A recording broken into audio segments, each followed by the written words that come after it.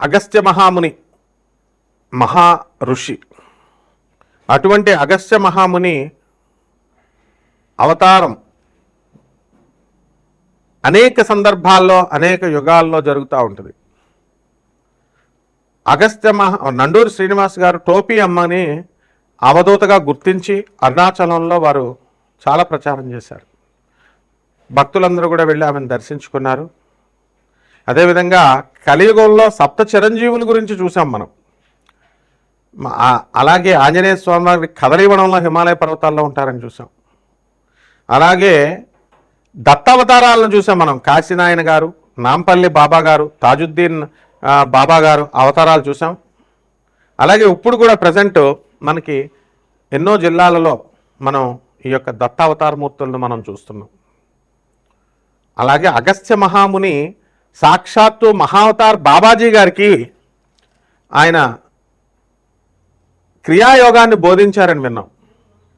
మళ్ళీ ఆ అగస్త్య మహాముని కలియుగంలో ఈ 2025 సంవత్సరంలో రావులపాలెం గ్రామంలో దిలీప్ శర్మ గారిగా అవతరించారు.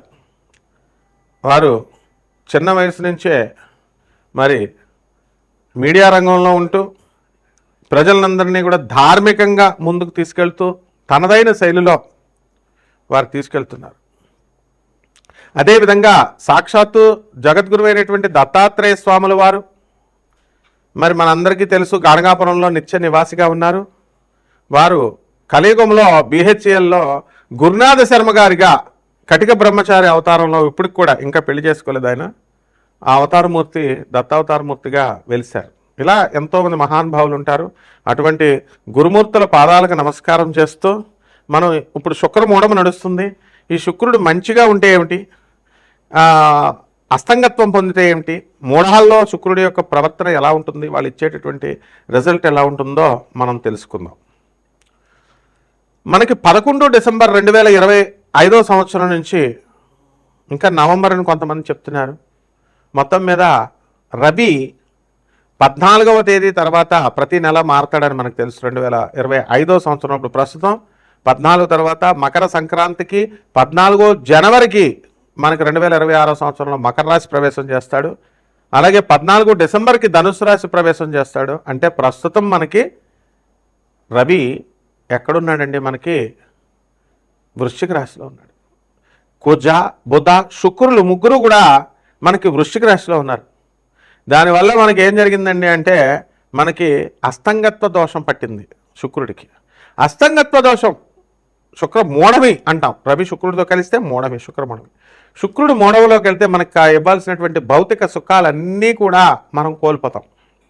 ముఖ్యంగా స్త్రీలందరూ కూడా మూడీగా తయారవడం, భర్తలతో మాట్లాడకపోవడం, భర్తల్ని వేధించడం, అత్తగారులు, తల్లి, స్త్రీలంటే అందరూ ఇంకా ఎవరో ఒకళ్ళ పరంగా మొత్తం 12 రాశుల వారిని కూడా ఇబ్బంది పెట్టడం అనేటటువంటిది జరుగుతుంది. అందువల్లనే మనం ఏం చేస్తామంటే వివాహాలు, శుభముహూర్తాలు ఇవన్నీ కూడా మనం మానేస్తాం. పిల్లల సంతానాన్ని కూడా మనం గర్భాధాన ముహూర్తాలు, శోభనాలు ఇవి చెయ్యం. కనీసం ఎంత స్ట్రిక్ట్ అంటే మరి కనీసం పెళ్లి చూపులకు కూడా వెళ్ళాం. ఆ విధంగా గోదావరి జిల్లాల్లో మాకు చాలా పట్టింపు ఉంటుందన్నమాట. మూడాల్లో అసలు మాట్లాడకూడదు. మరి అటువంటి శుక్రుడు మనకు కనుక మంచిగా ఉంటే సంపదలను ఇస్తాడు, పెళ్లి కానిటువంటి వాళ్ళకి పెళ్ళిళ్ళు చేస్తాడు, సంతానాన్ని ఇస్తాడు. మరి అలాగే చక్కగా ఆయన వాహన యోగాలను ఇస్తాడు, ఏసీ రూములను ఇస్తాడు, ఇల్లులను ఇస్తాడు, అన్నీ ఇస్తాడు. శుక్రుడే బలం తగ్గిపోతే ఇంక మనకేం ఉంటుందండి ఇప్పుడు. కాబట్టి మళ్ళీ ఆ శుక్రమూఢం ఎప్పుడు దాకా పోతుంది, ఫిబ్రవరి 1వ తేదీ 2026 సంవత్సరం వరకు కూడా శుక్రమూఢం ఉంది మనకి. కాబట్టి ఆల్ శుభముహూర్తాలు బంద్.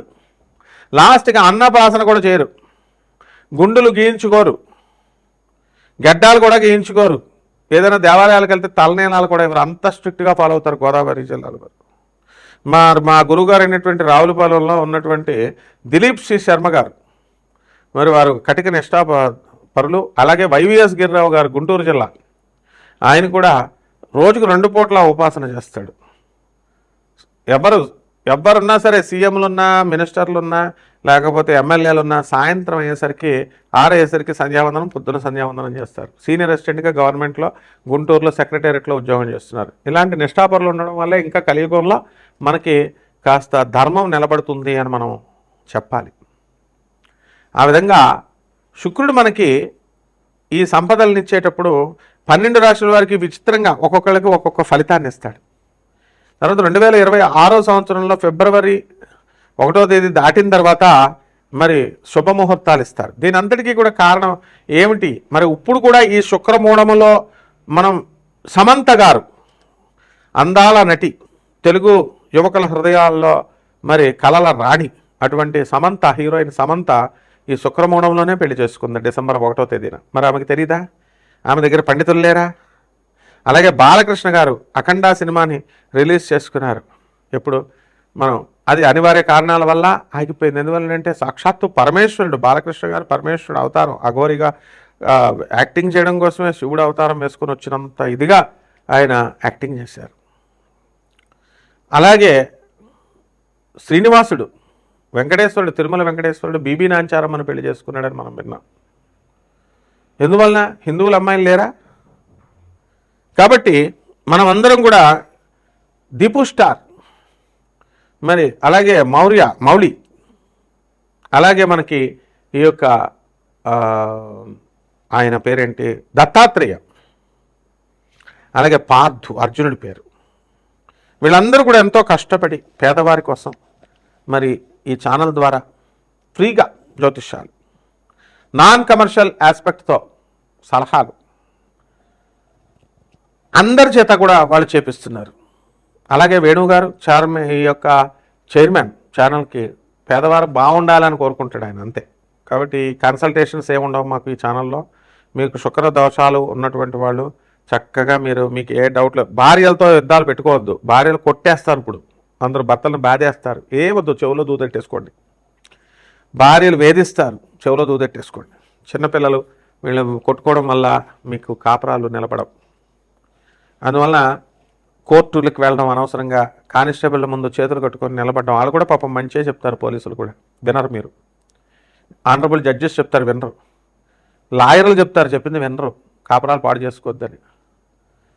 కాబట్టి ఒక స్త్రీ యొక్క విలువ అనేటటువంటిది మా గురుగారు అయినటువంటి గురునాథ్ శర్మ గారు ఎక్కువ చెప్తూ ఉంటారు, దిలీప్ సి శర్మ గారు చెప్తూ ఉంటారు. వీళ్ళు ఇంకా పెళ్లి కాకపోయినా అగస్త్య మహాముని అవతారాలు ఇద్దరు కూడా.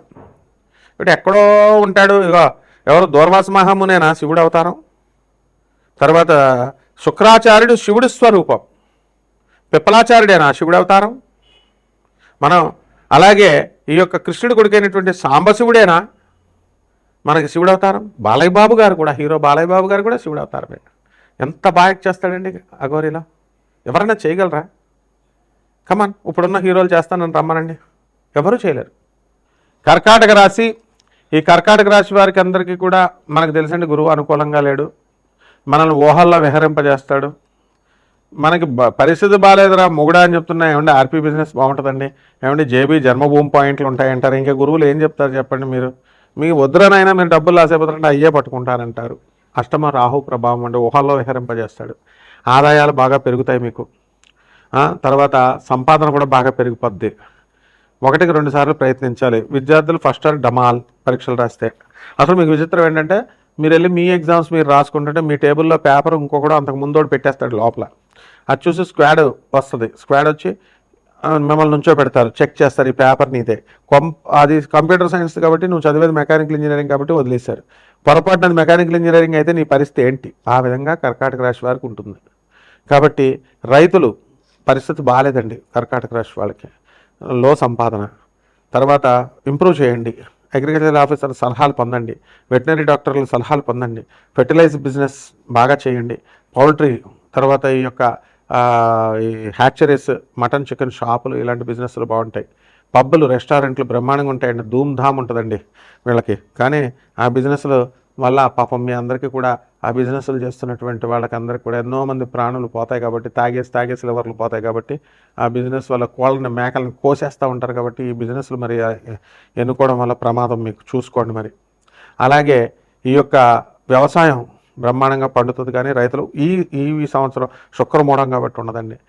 తర్వాత వివాహాలు కావాలని అసలే పెళ్లి కావట్లేదని చెప్పి చాలా బాధపడేటటువంటి వాళ్ళందరికీ కూడా పెళ్ళిళ్ళు కొంచెం ఫిబ్రవరి 1 తర్వాత జరుగుతాయండి. శుక్రమూఢం ఆపేస్తాయి.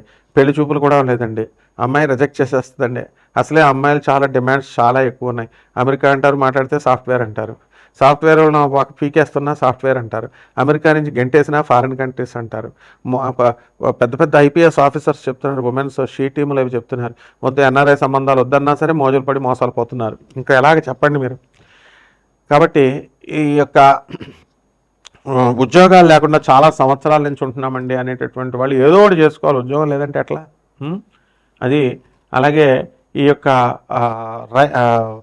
వ్యవసాయం ఫర్టిలైజర్స్ బిజినెస్లు బాగుంటాయి. పరిహారాలు ఏంటంటే మాకు చక్కగా దీపాన్ని వెలిగించండి, దీపుష్ఠాన్ని వెలిగించాలి, రావి చెట్టు చుట్టూ ప్రదక్షిణాలు చేయాలా, శనీశ్వరుడికి రాహుకి ఓం రాహవే నమః అంటూ 108 ప్రదక్షిణాలు చేయాలా, రాహు జపం చేయండి, రాహు స్తోత్రాలు చదవండి, రాహు కిలోం పావు మినుముల్ని ఆవుపేట రంగు ఉన్నటువంటి వస్త్రాలనిచ్చి పేద బ్రాహ్మణులకి శనివారం నాడు ఉదయం దానం చేసుకోండి.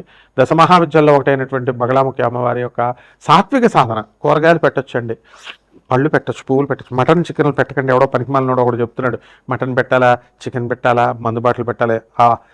వాడికి ఎలాగో రౌరవాది నరకం తప్పదు, మీరు కూడా అలాగే వెళ్ళొద్దు దయచేసి. జగద్గురు ఆదిశంకరాచార్యులు వారు చెప్పిన ప్రకారం ఆరాధించుకోండి. అవి అన్నీ పూజించుకోవచ్చు, పార్వతీదేవి కాబట్టి దశ మహావిద్యల్ని. శుభమస్తు.